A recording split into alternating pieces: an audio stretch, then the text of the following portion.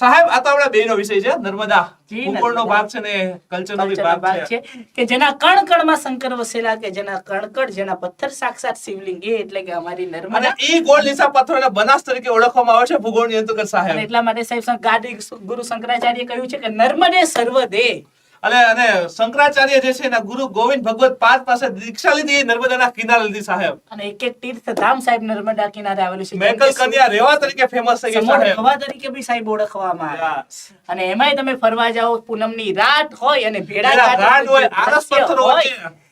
ચાંદાનો પ્રકાશ આરસના Yes. પથ્થર પણ પડે તો પછી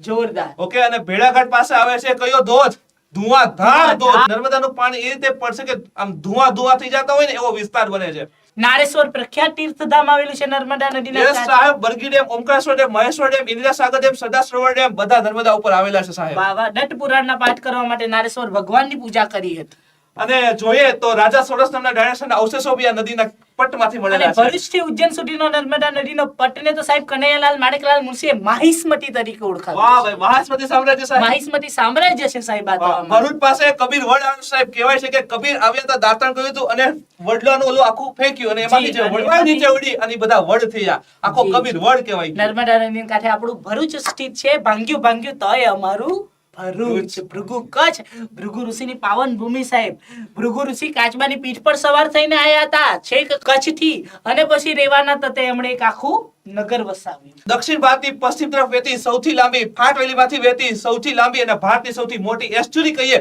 તો બી આપણી નર્મદા સાહેબ નર્મદા કિનારે અમારા ભરૂચમાં સાહેબ ભાડ ભૂટેશ્વર મહાદેવનું મંદિર આવેલું છે કે જે વર્ષમાં 18 વર્ષમાં એક વખત અહીંયા મેળો ભરાય છે ગુજરાતનો કુંભ કહેવાય છે સાહેબ વાહ સાહેબ વાહ એ તો ચાલ ગામડે આપી દે